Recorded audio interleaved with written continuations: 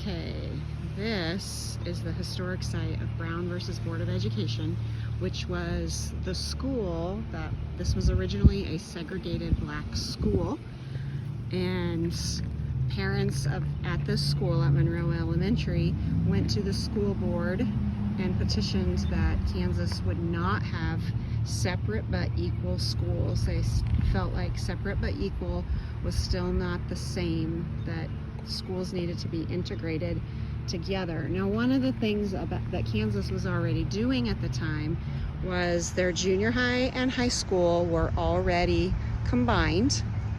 So their elementary schools were the only ones that were separate. And if you were a town that was smaller in population than 15,000, you were also in a combined non-segregated school. So it was already, depending on where you lived and what age you were, schools in Kansas already were non-segregated. But this school in Topeka, which is the state capital of Kansas, in fact, you can see our state capital. If I come right over here, there is the state capital right there. And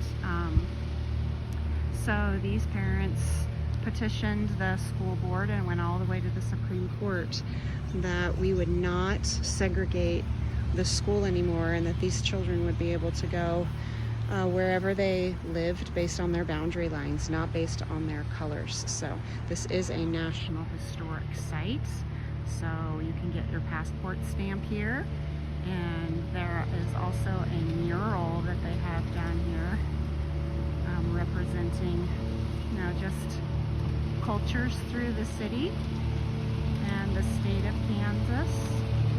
And so I just walked through that National Historic School that was once a segregated black school, and then they closed it for a number of years, and they just opened it a few years ago. It was boarded up and not being used at all, and then a few years ago they opened it back up as a museum. So it's free to the public.